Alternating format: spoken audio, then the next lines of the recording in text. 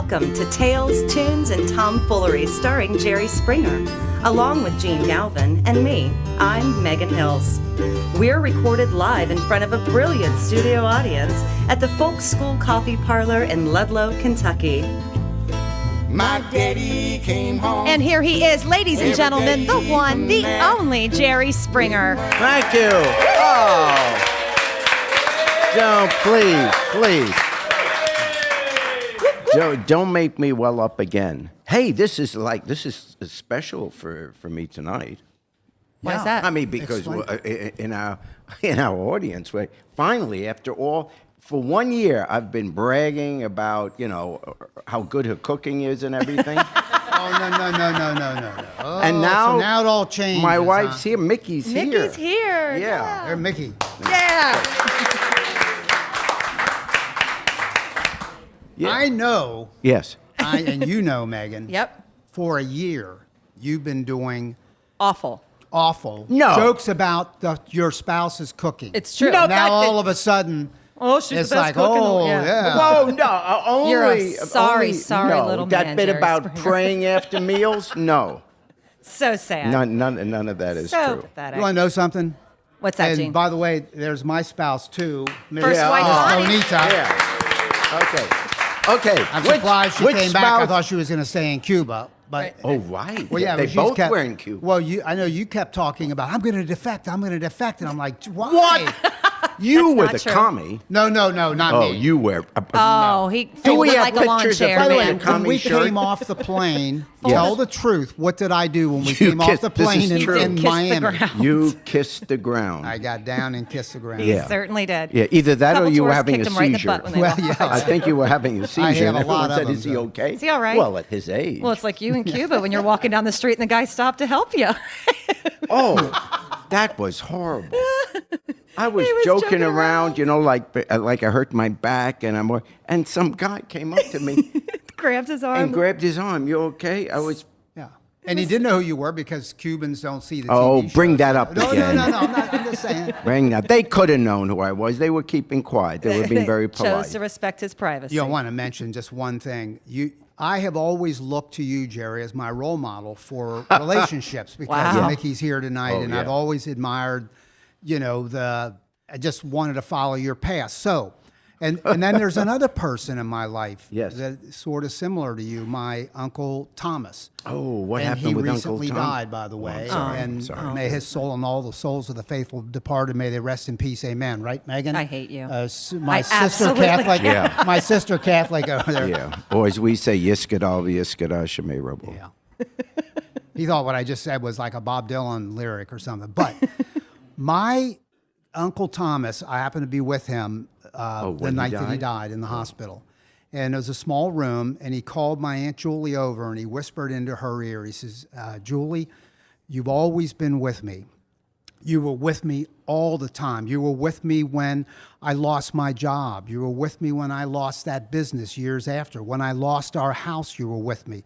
When my health failed, you were with me. And then he whispered into her ear, I think you're bad luck for me. Do not encourage this behavior. This was page 37 of the best jokes. Oh my gosh, it's so at the home. painful. So painful. Yeah, come in with new material, though. He doesn't. Oh, yeah? He does not. Oh, yeah, do something new. Do a new piece of material. Well, right we here. were just before the show started, we were talking about, and one day we'll do a podcast on it about either how we met our wives or how we proposed to them. That's a good idea, actually. Yeah. Do you remember what words you used when you proposed to Bonnie? I absolutely remember, and she's sitting here, and she'll tell you, I said, I beg of you, marry me, and she said no, and that's the truth. And then Yeah. she walked away. And she walked away, and then sometime later, I begged her, I beg of you, will you marry me? And she said no. Well, there's Not a a smart chance. woman.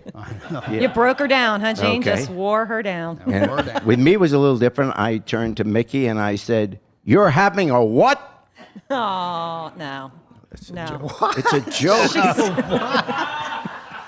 What? We're going to go over the definition of a That's joke a again. joke. Is there, don't you have It's a joke. We're going to revisit Isn't that. there something on your brain So like bad. a governor? Nothing tell tells you. these jokes. It is the furthest thing from the truth, but I just tell jokes. Just so bad. You're having a what? That's how I propose. Oh, for the love Hey, by of the way, God. we're on Facebook Yeah, we Live are. right now Oh, on the these Jerry are Springer these podcast work? Yeah. Facebook site. Yeah, go Facebook. We think we're live. Wave Well, to the- come over here because they can't move the camera. slide in here That's for a second. Gene, Just and to Megan, come verify. over here. I can't get She over can't there. over there. Look, this is. And there you go. See? Yeah, proves her But the 3D. contract says they have to be off camera. I don't do any shows where there's anyone else on With the other camera. people. Okay, you know. How You do know, a serious moment Yes. when we were in Cuba. Oh, right. And there's an episode in the archive. So if you want to hear about our Cuba trip, you can go to the archive. It's episode 56, I think. Anyway, this is serious. Mm-hmm. When we were leaving after a fantastic 5 days, we're at the airport. Our guide, Jesus, who is a native Cuban and a professional guide, email me at gene@jerryspringer.com. Gene is Jene, not Gene, Jene. And I'll give you his contact information. He's Yeah. already gotten a potential Good. customer from us because he's really good. He was amazing. He took us, and Jerry, you smartly said, Megan, I want to set this up, and then I want you to happen to you. Yeah. And if you heard the other podcast about Cuba, we joked about we didn't see Megan for 4 of the 5 days, and that's true. It went from, 8 hours now to 4 Yeah, days? It Now was it's- 4 hours It was to 4 8 hours. hours. Were to you on the- 28 were you hours. on the trip? I was there. Yeah. It was a lovely trip. Thank you both. So Jerry smartly said to Jesus when we got to the airport, hey, stick with us because we don't speak the language. Make sure we get right just about onto the plane. He said, yeah, I'm going to do that. He got us right up to the ticket agents, which were American Airlines, though they are Cuban nationals who were Yeah. working in the airport. So we all sort of spanned out. Casey's talking to one agent. Bonnie and I are talking to another. You and Mickey are talking to another. Megan is talking to still another. You and Mickey get through. I'm sort of watching all this, feeling like everybody's got to get through. Casey gets through. Bonnie and I get through. And then this happens. Yeah. So I went to, and this is all very, very true, and I don't scare easily, and I was very frightened. So I got up to the ticket agent, and they had my passport and visa and everything like that. And the gentleman looks at me, and he says, you're not, just says to me, you're not here. You're not here. You're not on the flight manifest. And I went, well, that's a problem. So I'm standing there, and I said, I don't know what to do. I don't speak Spanish. You guys have all gone through the line. Is he speaking English to you? He was broken. It was broken English, yeah. So, enough that we could communicate. And he said, wait here. And I waited there for another minute, and another gentleman came up, and he took my passport, and the guy motioned for me to follow him into this office, into this room. And you were at the end. gone from our vision. Correct. We didn't know yeah, where you you guys were in line for part of that check-in process, the second part. You could have been on a van going to the Gulag for all we Very knew. much so. Thank you, Gene, for acknowledging that. No, we didn't know. No, And it I was so- going to tell your parents that you were gone. You are such a gem, I tell you what. So yeah, no, they had me in this little tiny room. I was the only one in there. And the guy keeps he's yelling like we do when you don't understand somebody. What do you normally do? You raise your voice. So he's yelling at me in Spanish. I have no idea what's going on, and I'm there by myself. So I kind of start shaking a little bit, and I'm kind of tearing up a little bit. And the guy comes in, and he looks at me, and he just starts, "Are you sick? Are you sick?" And I said, "No, I'm not sick. I'm kind of scared. I want my passport back." So another few minutes goes by. I have no idea where Gene or Jerry or anybody else is. Before you go on, Yep. what were you thinking? Because I know what I might have been thinking. What were you thinking at that point? Honestly, the first thing I thought, I was like, well, that's it. I'm stuck here. They've got my passport. I don't speak the language, and I'm stuck here. That was not having my passport in a foreign country, not just Cuba, anywhere. I'm not comfortable with it. When we were in Italy, you just hold on to that. That's your lifeline. But one more question before you go on. When you thought of the people who were with you, I'm going to name them: Casey, Gene Galvin, Jerry Springer. Did you say to yourself, I can relax a little bit because just like Fidel, remember we heard the story, you leave no revolutionary behind? Yeah. Guy washed off a boat at the beginning of the revolution. Fidel demanded they go back and get him, pull him into the boat. Then they went off and fought the revolution. Did you trust that I trusted we would Casey. not leave? You trusted Casey. I felt real strong about Casey. Yeah, Bonnie yeah. and Mickey, I felt pretty strong about them. Yeah, You yeah. too? I didn't know if you would notice I was there or not. When was this? Exactly. Exactly. Okay, so So I'm in this little office thing, and finally they get through and they say, okay, so follow me, and I still don't know what they're saying, but motions for me to follow, and I get out to the line to go through the actual customs where they stamp your passport and they take you through, and if you've been through any customs, they always do this, but it's like this real kind of eerie, blocked off little single door, one in, one out sort of way. So I'm once again at the back of the line. We've reconvened. It's Jerry and Gene. We're all okay. Everybody's good. Everybody's great. Gene goes through with Bonnie. Jerry goes through with Mickey. now, wait, Casey goes through. tell where we're going through, because now we're going through electric doors, which Correct. are solid. You Right. can't see. You can't see on the other We're side. going through customs now. Right. And Right. once you go through that door, you don't come back the other way. Correct. And we all got through, and I was telling Jerry and Mickey driving over here, I was kind of stupid to allow you not think you should have gone first. I didn't even think about it. We thought it was all cool. Right. And then what happened? They stopped They you stopped me there again. second So time. I'm standing- Different people. Different people. And she said the same thing. She was like, she was pulling up a list and you're not on this list. So she goes and gets somebody else and they come back over, not on the list. They bring back the other guy. So this is another probably 10 minutes, maybe. Yeah. I mean, it wasn't that long, but probably another 10 minutes. In the meantime, I'm like, okay, well, I don't know what's on the other side of the door. You guys could have been on the plane. I have no idea. Yeah, we didn't know what was on I the had other no side. idea. So Well, finally, I mean, I got through, but it was, and then turns out our other tour guide, Jose, is sitting right there. We could have taken care of it. Everything could have been very simple, but we didn't know that. Is the things we take for granted Yeah. that, oh, if there's a problem, I'll just take out my cell phone and Right. call. But our phones don't work there, Not well. don't speak the language. Right. Where we really let it fall through the cracks is that, The second time. well, we didn't have a number of somebody to call. Right, Where right. we could have given, even if you didn't speak the language, you could point to this name with a number and say, call this.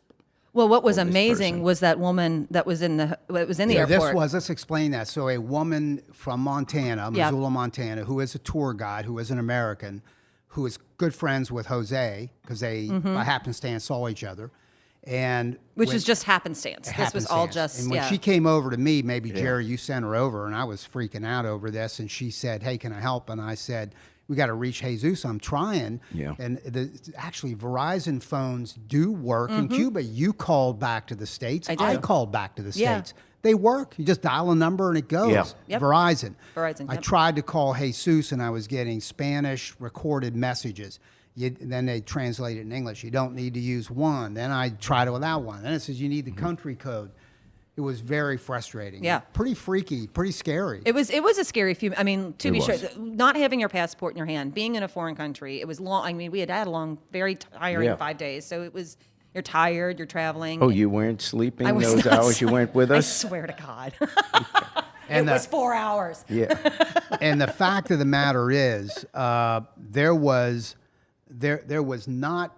We were not going to leave you, and I mentioned that to Right, you. And right. Casey, who was in line, he had come through immigration too. And I looked over at him because I was just freaking out on my own, and I saw him and said, I think we got a big problem. Right. A lot of people came through those doors, Megan, and you should have come through a long time ago. Yeah. And I thought, we are screwed. We joke now, but we were Casey scared. said I wasn't going anywhere. I Yeah. wasn't. Bonnie then Thanks, said that. Casey. And the one person I didn't get to ask, and I'd like to ask you this on camera and on mic, Jerry. If you could turn the turn camera it towards back me. to face Jerry. Yeah. Okay, good shot of Jerry. Now, Jerry, Yeah. look at the camera Yes. there, the Yeah. Facebook Live camera. And what is the question? And tell through our live feed. Would here. I have left Megan in Cuba? That's the question. Yeah. That was the answer. Yeah. Well, I wasn't going to, but Madam Secretary was on that night back in the States, and I didn't want to miss that episode. So, but for that, I would have Had stayed. it been a have Monday, stayed. Had it been a Monday, what do I watch on Mondays? I would have I been there for you. appreciate that, Mr. We Springer. never would have left you. I appreciate. By the way, new segment coming up, and I now need people to email me questions for a new segment that's going to happen maybe the next time we record, which is next week. And that is Ask the Cuban Socialist. If you have a question you would like to ask a Cuban socialist You can call about them on socialism, Verizon. You can Yeah. use Yeah, Verizon you and give them can. a call. But if you email us, again, Jene@jerryspringer.com. Remember, Gene is with a J. So Jene @jerryspringer.com. Send in your questions that you'd like asked of a socialist. Then the next time, we're going to arrange to have Jesus on the phone Yeah. from Cuba on a cell phone. And our audience is going to have a chance to meet him. He speaks perfect English. lived in Cuba his whole life, and he will give honest answers to questions. Yeah. And they really could be serious It's a- questions. And this Actually guy could is, be, yeah. and he's so intelligent. In the conversations that we had Oh, over he's a the great week, guy. so He really is. His seriously, His university right. training was at a Yeah. school for dignitaries. Yep. His, Yeah. his friends are all embassy officials around the world. So he's Very intelligent smart. man. You really should bring in, write in good, solid questions because he can Yeah. answer them, and it's a good And conversation. it's called what? Ask the Socialist. Ask the Cuban And if we can't Socialist, get through yes. to him, we'll put Bernie on. There we go. and that's right. Just rolls off. Just can't stop nonsense. It can't. It's a disease. It truly is. It's yeah, a it's disease. something I've noticed that What? They got stuff for that now, Jerry. yeah. It is maybe Tourette's. Well, This no, could if be you want to Tourette. put a clinical Yeah. term to it. Yeah, he could does. be He Tourette's. flinches. Yeah. But you know, I've What? noticed this, Jerry, Yes. and Megan, you probably have noticed this too. Most human beings, you know, they have some sort of restrictor plate, if we're talking NASCAR or a governor, where you just don't say, you stop at a point. Your brain There's a checks filter. you. There's Right. a filter. There Filter. brakes And on. It's just like, That's what just he's missing. Whatever. I came without brakes. You can't, yeah, you, I have. yeah. I have no brakes. That's so true. Yeah. It's amazing. Did traveling to Cuba help you see the Donald Trump syndrome any more clearly? Do you think, for example, and by the way, we were talking before we started this episode, that the Real Clear Politics average, realclearpolitics.com, amazing site. They're really not biased in any direction, and they just are data freaks, they're data nerds. So one of the things they do is they take all the polls that are being done in head-to-head races between Hillary and Trump, and they average all of them. And the average today on May 24th is that Trump is ahead slightly. Might be within the margin of error, but now he's ahead. So what's your latest On that- worries or Well, comments sure. on this? Like any American, I would be worried.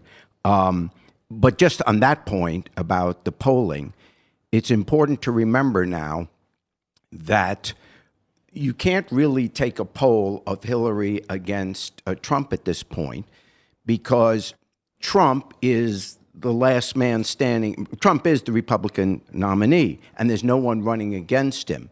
So he's got this time now to try and get the Republicans to get behind him, and at least the Republicans that aren't for him to keep quiet. You've got to understand, in the Democratic primary right now, you still have, even though Bernie won't get the nomination, you have a significant part of the party that is still very much Bernie, and at this point, they're not going to say, gee, I'm going to vote for Hillary. They're going to say, when you're in the middle of a campaign, you don't say that kind of stuff. By the way, if you look at the number of all these polls, the percentage of Sanders people that say they won't vote for Hillary is a lot lower than the percentage of Clinton people in 2008 that said they weren't going to vote for Barack Obama. A lot lower. And yet, obviously, when the election came, the Clinton people all came around and they wound up voting. So, I'm not going to, at this point, say, oh, my gosh, it's all over and all that. So I still have hope that in the end, America will, in a sense, come to its senses or whatever and realize, without even personally attacking Trump, I'd like to go a little bit further on this, and it's a theory. But stay with me on this theory. I believe Donald Trump is dangerous for America. I believe he is a threat to America. And let me put it in perspective, so it's not like I'm going crazy here. There are basically two ways that nations are formed. A nation can be formed because of shared culture, ethnicity, race, religion, its history, and all of a sudden that throughout history has become a country. And even if you change the government, it doesn't change what the country is. So, for example, you could change the government of France and the people would still be French. You could change the government of Spain, the people would still be Spanish. And Cuba, change the government in Cuba, the Cuban people are Cuban, period. So it's this shared culture and traditions that they have, religion, ethnicity, etc. That's one way. The other way a nation is formed is basically through monarchies or kings or dictators when they are fighting over land and they want to be larger and more powerful, and they go to war, and the spoils of the war is that they now control that and they become part of that country. Dictators. So, for example, let's even go to the past 100 years. And what made me think about this is this weekend was the 100th anniversary of the Sykes-Picot Agreement. Now, no one remembers what that was about, but let me just tell you for a second. In World War I, the Allies, the Entente, the group the side that we eventually went into World War I and fought beside was England, France, and Russia. And this side, we were fighting Germany, Austria, Italy, and the Ottoman Empire, which is Turkey. Okay, so it was us against the Central Powers. By about 1916, it looked like that our side was going to win. And two diplomats, a French diplomat and a British diplomat, the British one being Sykes, the French one being Picot, they had a private meeting, and this is ludicrous to think this is how the world operates, but they sat down in this room and literally took out a map, and they knew that the Ottoman Empire after this war was going to be over. The Ottoman Empire being Turkey, and then the Arab lands, and a little bit of the Balkans. But they knew that the Ottoman Empire had dissolved, that they were going to lose this war. So they sit down and they draw a map, and they say, we have to promise the Arab lands something if we want them to be on our side. So we'll say they can have independence, be Arab countries or whatever. But they have to be under the influence of the winners.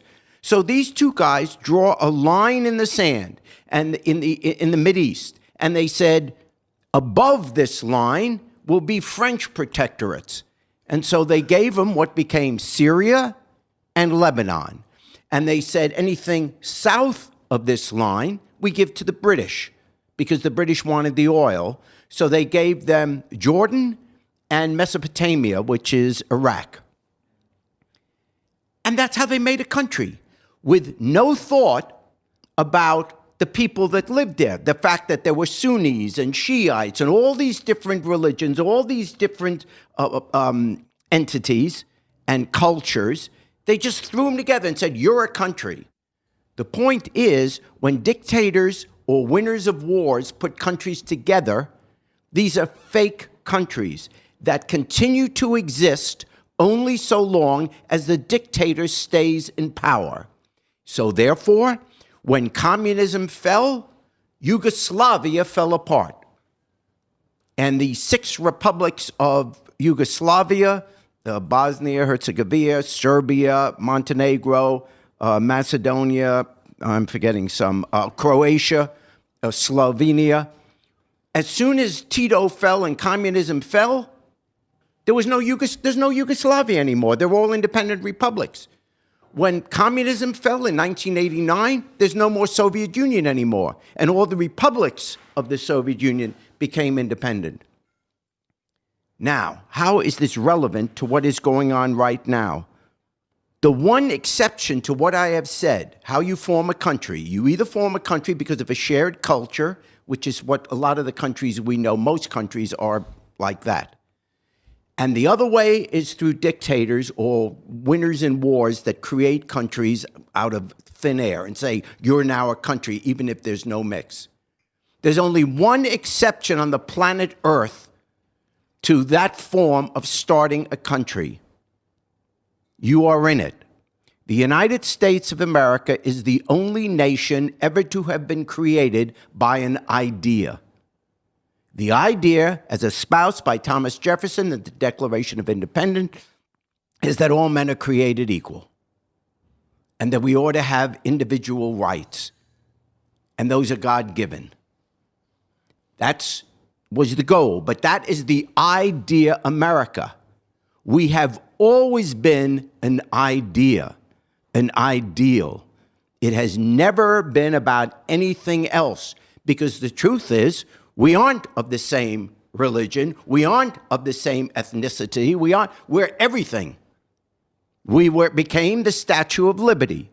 We weren't pure in the beginning, so we had to amend constitutions and have civil wars to do away with slavery, and ultimately to give women the vote, and ultimately, all the freedoms we've moved towards over the past 200 years. But we are an idea, the only nation on earth created by that.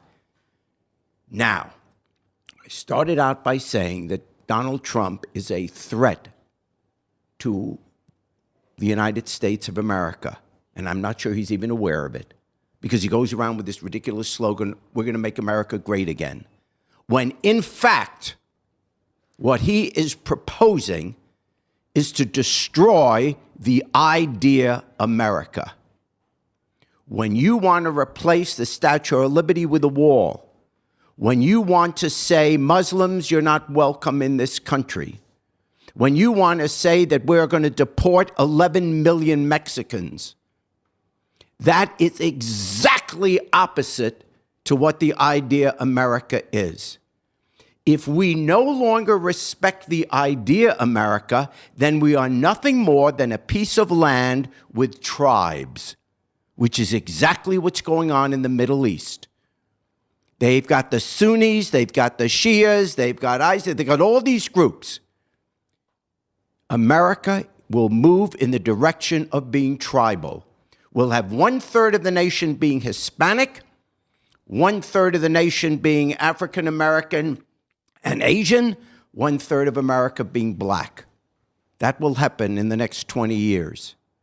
We are now just a land of tribes, and don't think that it's always going to be friendly.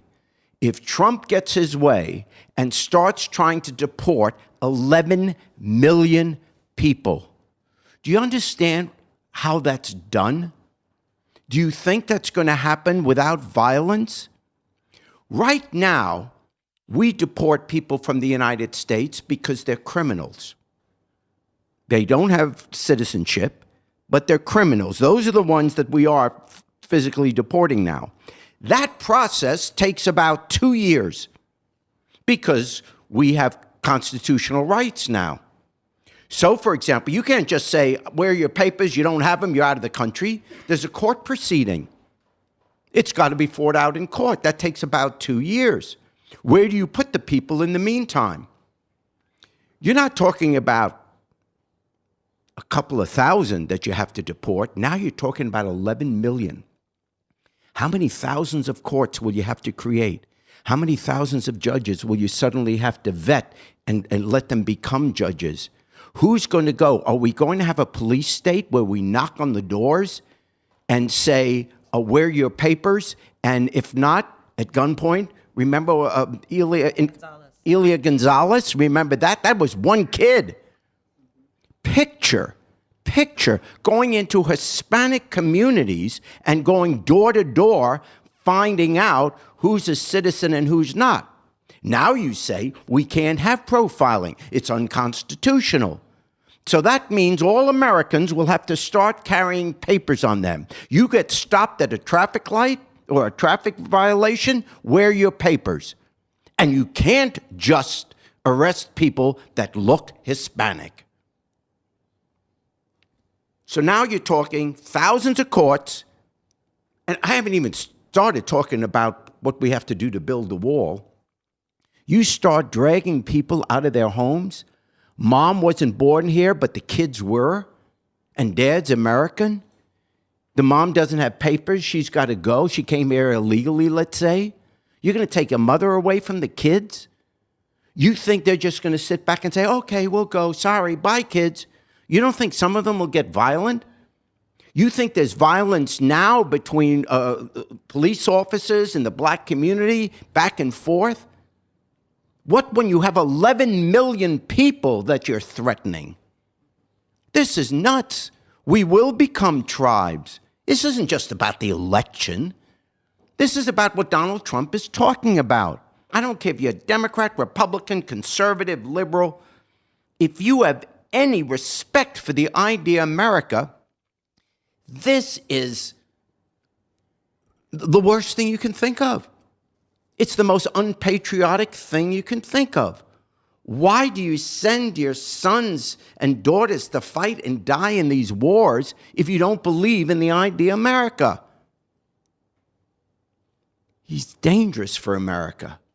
So let's stop worrying about, oh, what's this going to do to the Republican Party? Oh, what's going to happen in the next election? It's much bigger than that.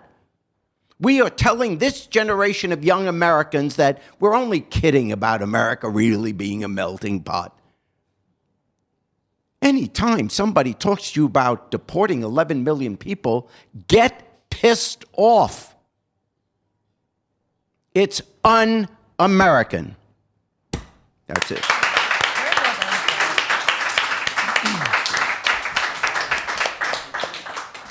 Hey, you know, I keep remembering that you were born in England and you can't run for president. However, I am today announcing my candidacy. With that Bobby Kennedy accent, too. Yes. That's what you slide back. I slide right into that. Right into that. Hey, did you know that we're not really sure Facebook Live? No, it's working. I'm reading some of the comments. Oh, no. really? Yeah, Jerry's dropping that knowledge was just written. Oh, good. Well, that's good. Good. Who was it? It was Jonathan. I can't pronounce Oh, Jonathan's last name. I owe him money. That's why. Yeah, so there are comments. It's working. Yeah. Good. Hey, by the way, did you know that this building, and I think Catfish I can see standing there, was it that, he turns the other way, Folk School Coffee Parlor Everyone was denies a knowing Jene in Jewish public. deli when they made Lost in Yonkers? This was a Jewish deli? And With dead chickens in the window. for Lost in Yonkers, that's a cute. Lost in Yonkers. It the was word filmed is- right here? I Yeah, didn't and know some of that. the local people, and you know, this is just Well, when you rumor. think of a Jewish community, you think of Ludlow, Kentucky. First thing on my mind. That's true. And Yeah. not everybody was a fan. I'm not even going to say it. There was a famous actor who was here, and the locals ragged on him. Not going to mention his name. It's not fair. Now you have to. Well, I could. I mean, I mean, now you do. I'm not going to do it. Come on. Richard Dreyfuss. No, stop that. Stop that. Thanks, Kat. Stop that, because that's just rumor anyway. Hey, Jerry. Yes, Gene? I know you talked a couple episodes ago about how you spent time in jail. We were all shocked, but in fact you did. And then I heard that I know you have been homeless in your life, and people don't know about that. And in fact, I got to set this up the right way because we're not going to make fun of homeless people. I know I'm not. No, I'm not. But tell our listeners about how you spent some nights homeless in Cincinnati. Yeah, well, just quickly, I guess it could have been 1989, something like that. I was anchoring the news here in Cincinnati. On the NBC affiliate. On the correct? NBC affiliate, and I would do the news every night. And, you know, when you do the news, you do special projects. And, you know, I was a flaming liberal even then. But one of the issues was homelessness, as occurs every place, and certainly in big cities. And so I wanted to do a feature on that. And you proposed that, by the way? Is that Yes, why you put yeah. in the context if you were a liberal? So you Right. said, hey, so we I got to deal with this issue. Right. I went to the news director and I said, I'd like to do a series on homelessness. And what I suggested is that because I was known by then, because I'd been mayor and on the news, so people would recognize me. And so what I did is we worked out where I would have a disguise. And the disguise, oh my God, I look like Casey. Well, oh my. In the disguise. Yeah. Casey What? has a beard. Casey.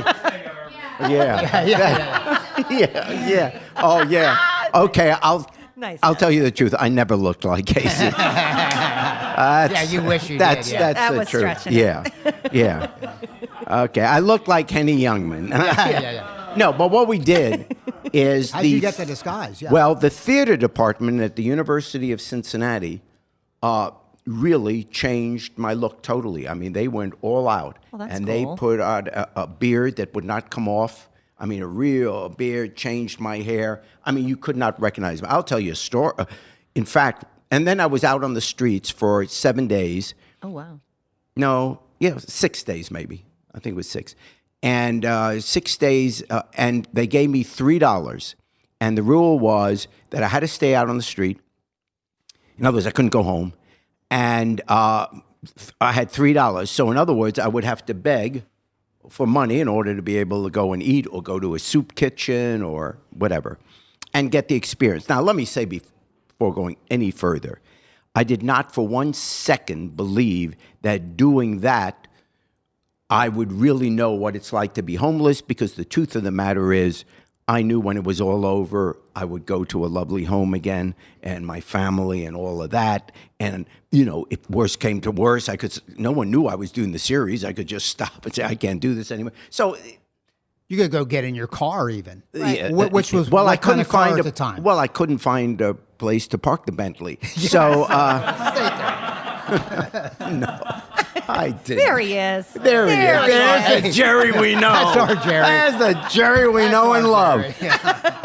No. That's good, Meg. So I didn't for a second think that at all. What I wanted to do is bring attention and see what I could learn about how they actually live on the street. So I did. So for those 6, 7 days, whatever, I lived on the street. I started with $3, and I would... One night, I would sleep on a park bench. I would sleep under a railroad trestle. One night, I slept at, we have a The drop-in center. drop-in center. For homeless people. For homeless people, which, by the way, of all the places I slept at night, for me, that was, in a sense, the most uncomfortable. I believe that. Because back then, you got literally a mat that, I guess people work out on. Like a I yoga never mat worked type out. thing. Yeah. Yeah. And you're right up next to, there were like 300 men, and none of us smelled very good. So I had all the middle class sensibilities and, So for me, that was frankly the most difficult. But I hung out with all these other homeless guys. And so I would hear their stories. They didn't know who I was because I was all in this disguise. And I learned quite a bit about what their lives are really like, which makes it very difficult to walk down the street and not respond to someone that says, hey, you got a couple of bucks. One of the things, among men, at least at that time, and I don't think it's changed much, many of the men either have a drug problem or an alcohol problem, and they are down and out. And how many middle-class people say, well, I'm not going to give them any money because they're going to go out and drink.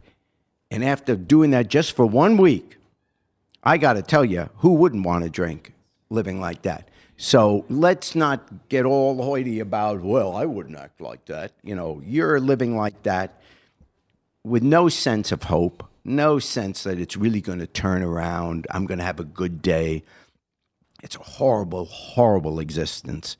And here we are in the United States of America, and why is anyone without a place to live? Why is anyone? Because here's what gets me about poverty here and poverty in other places around the world, like in Africa or whatever. In some places, the poverty problem is because there really is no water, or there really is no food, or there really is no housing. Here in America, the homeless people are living in cities where they're leaning up against houses, where the grocery store is literally a block away with shelves filled with food. So when people are hungry in America, it's not because we don't have food. That's how poverty is different here than elsewhere. The only reason people are, we have the poverty we do here is because we have chosen, either by neglect or whatever, not to really do anything about it. We know how to feed people. We know how to build a shelter. We know how to get them to a doctor. All these problems that we have, we really do know how to cure. It's a moral problem. We just haven't made it a priority. So we can't compare poverty here. When years ago, we went to Africa with Cincinnati Reaches Out, and that's a separate story. We'll talk about that a different day. But there, good Lord, what can we do? They hadn't had rain in 4 years. There's no food growing. There's no sanitation. There, you got really difficult problems where the rest of the planet has to somehow save these people. But here in America, it is just unconscionable. And so that was the purpose of that series, just because every night then we did all kinds of specials on it and It was really popular people's too. attention. I mean, I remember it when it happened. It was very heavily watched. And One kind of funny part, well, no, I would stand in front of an executive office, in front of some of the office buildings downtown. I think one of them was the Cincinnati Enquirer building, at yeah. lunchtime. Oh my God. And of See course, your friends? Yeah. And I would stand there because we had a hidden camera. Oh, yeah, I didn't tell you that. The camera was on me 24 hours a day. except when you got in the Bentley, they would Yeah, turn it they away. would turn it Bentley on. hour. No, 24 hours because I had a cameraman with me with a hidden camera in a satchel, but he would be there 8 hours a day. So they went on 8-hour shifts. And then, he would go home and another one would come. So there was always a camera, even when I was sleeping or whatever. And so the camera was always on, and I would, which really wasn't fair, I would at noontime stand outside the Enquirer building, and as my buddies came by, all these good executives, ask them for $1. And they never knew who you were. Oh, Did buzz they give it to you? off, Yeah. go to Really? hell, whatever. And in your head, they recognize you. Oh my They didn't God. recognize me, That's so it good. was great. Good. Good That's friends a good there, story. Jerry. Yeah. Good friends. Oh, I'm a good friend. Hey, to transition to a group we have tonight, it's a very unique group. First of all, let me give you their name. I'm going to spell it. So if you want to look these guys up, you're going to need some help on the spelling. The group is called Dog Yop, and it's spelled D-A-W-G for dog, and Yop is Y-A-W-P. And Dog Yop, you're going to hear, they're doing roots music, but they're doing it with a sitar and a guitar. For all you Beatles fans back in that era of the Beatles. Sure, yeah.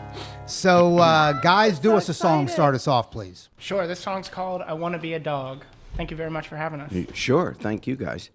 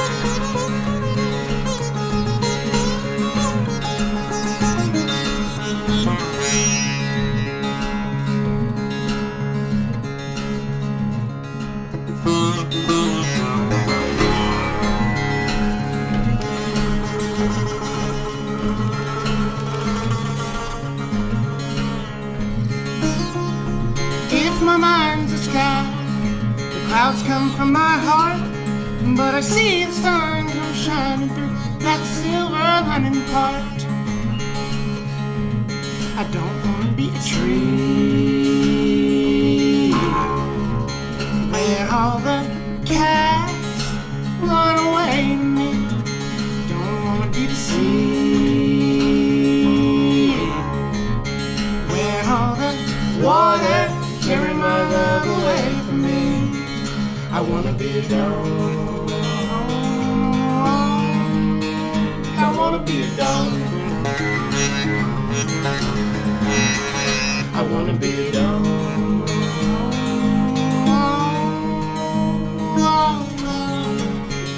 I wanna be a dog.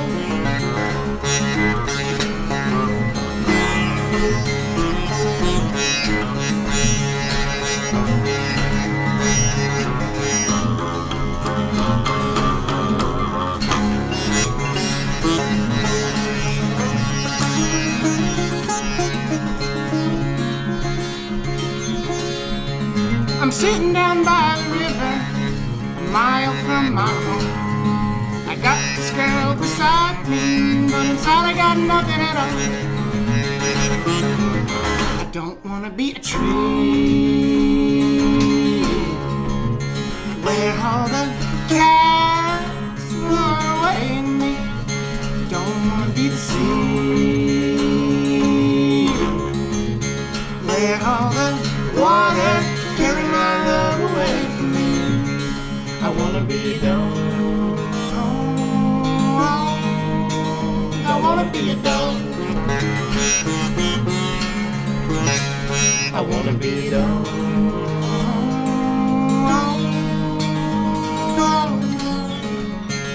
I wanna be a dog.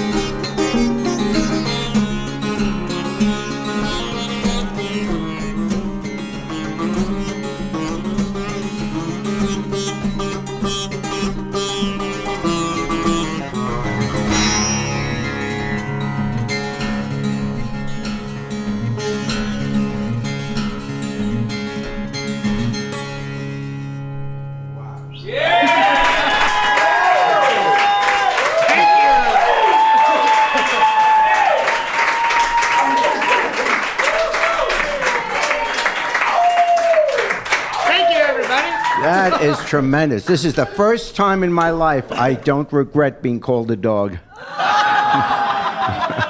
I gotta tell you. It's all night. Yeah. All night. 7:30. These guys are amazing. That's Dog Yop. And that's Tyler Randall on sitar. That was amazing. Rob Keenan on guitar. And they've got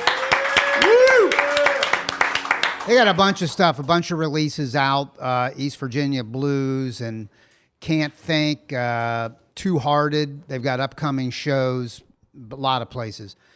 Do a second song, would you? Sure, yeah, actually, just putting on this capo I made for the sitar. When did you, if I could just ask one question. Sure. How did you start on that? Because it wasn't the first instrument you played. No. No. What is the process by which someone says, I guess you played the guitar?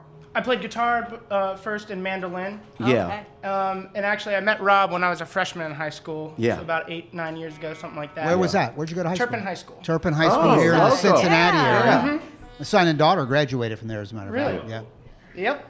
That's where we met. And you know Dave Schneider, who is up in Dave Woodstock, Schneider. New York. He's Yes, an he old told- student of mine from a hippie school called the New Morning School way back. I talked to him today. He told me all about that school. He said Yeah, nothing great. but great Good. things. Said it was a magic place. And Wonderful. without there you Dave go. Schneider, the sitar, because mine is a bit different. It's chromatic. I've added frets so I can play all 12 notes of a Western scale. He helped me get my strap finalized and helped me get my capo all sorted out. He's a luthier. If people want to track him down, he's in Woodstock, He's New in York. Woodstock, New York, and he's the best there amazing. is. Yeah. Okay. Good. But just to answer your question, I heard it on the Beatles' Within You, Without You. Yeah. And I was just getting into music, realizing that music was what I wanted to do. And I just met Rob, who had been into music for a long time. And I heard that instrument on it. And I thought it was an electronic instrument or produced. I had no idea. I was like, no, that's a sitar, man. And you should check out Ravi Shankar. So he gave me some Ravi Shankar CDs. And it took a long time. It took about 6 months to get it in tune for the first time. Yeah. Yeah. How do you get that through airport security? Funny you should ask, because we were just in Seattle for a friend's Yeah. wedding, and talk about homelessness. Yeah. Tents everywhere, and I was wondering why. But it goes right through the, like I set it down, it barely fits through the X-ray. Yeah. Wow. It's pretty You funny. always have to gate check it with a pink tag. Yeah, I got to. Do a second song for us. Sure, Yeah. this one's East Virginia Blues, an old song we first heard done by the Tillers.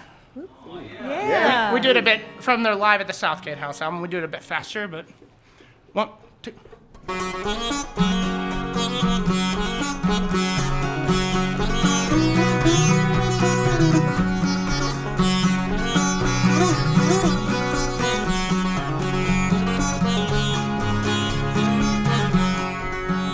I was born in East Virginia, North Carolina, I did go. 'Cause there I met a fair young lady. Her name and age I did not know. Know her hair was dark in color, and her cheeks were rosy red. And on her breast she wore white lilies, where I long to lay my head.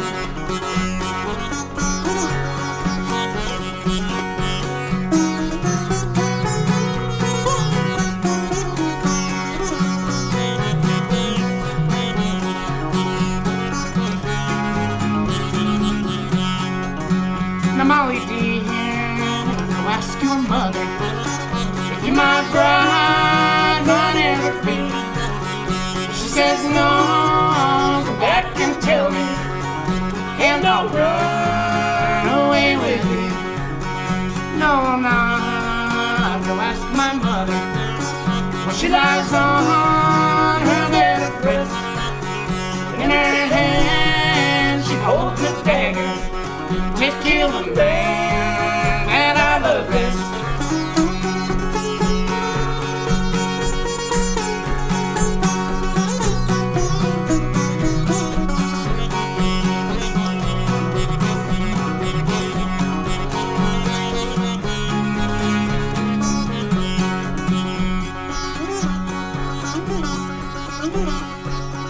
The ocean's deep and I can't wait it, and I have no wings to fly. I'll just get some blue-eyed boatman for to row me over the tide, and I'll go back to East Virginia, North Carolina ain't my home, and I'll go back to East Virginia, leave old North Carolina alone.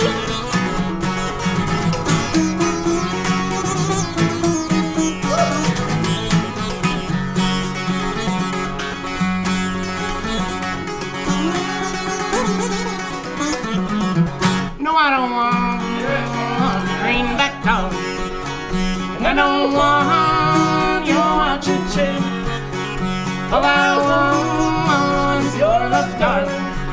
Please say you'll take me back again, for you know I long to see you at my door. You're welcome here, and at my gate I'll always greet you, for you're the girl I tried to win.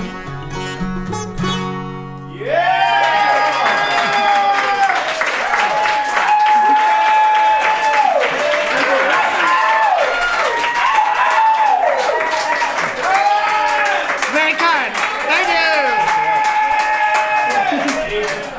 you. That's Dog Yacht, Rob and Tyler. Thanks a lot, guys. Take us out on Lead Bellies. Irene, good night. Cool. And Oh, that Jerry is a Springer, perfect song for the for a first time sitar. in the history of the world, is going to sing with a done on a sitar sitar. backing. That's so cool. Yeah. That's so neat. We'll start with the chords and I'll get in tune a little bit.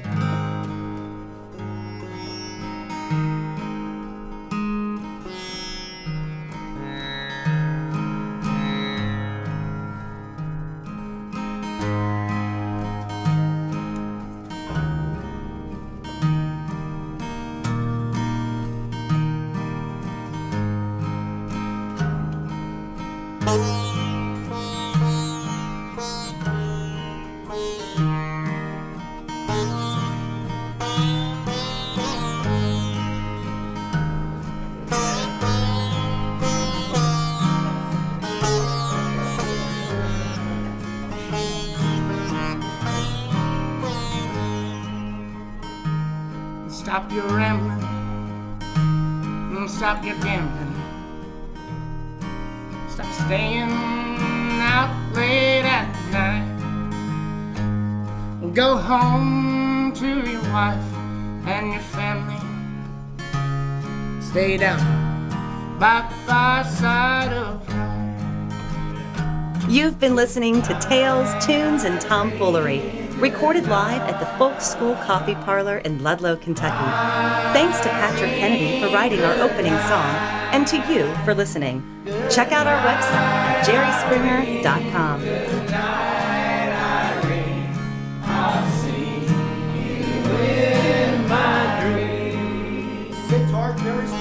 Sometimes I live in the country, and sometimes I live in town. Sometimes I take a great notion to jump in the river and drown.